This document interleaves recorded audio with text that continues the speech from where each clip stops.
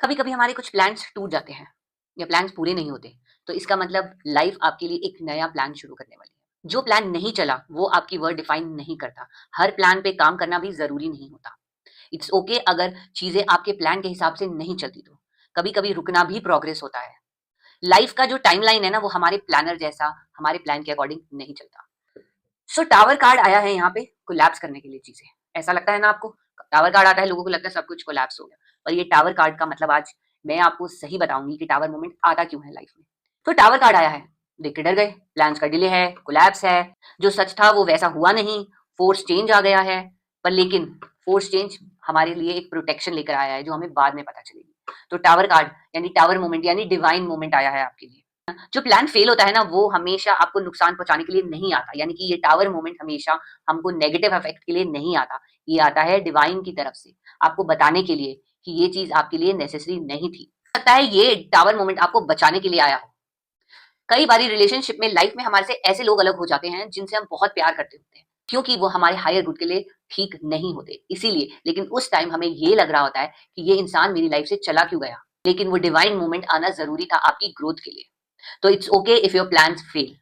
हाँ, सबके पास एक प्लान जरूर होता है, करियर का, रिलेशनशिप का, लाइफ का। हम सोचते हैं बस ये ही है जो है, फिर सब ठीक हो जाएगा, सारे प्लान हमारे अकॉर्डिंगली चलें।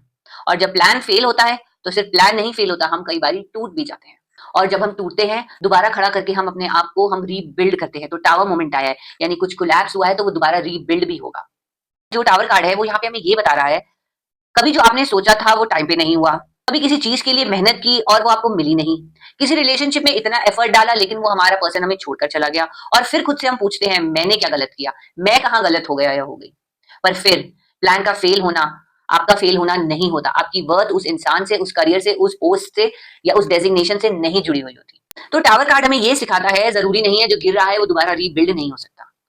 हो सकता है वो डिले आपको कुछ सिखाने के लिए आई हो, आपको एक अनसेफ जोन से सेफ जोन तक ले जाने के लिए आया हो ये टावर मोमेंट। अगर आज आपका प्लान फेल हुआ है तो इसका मतलब ये नहीं है कि आप लेट हो गए हो किसी टाइमलाइन में।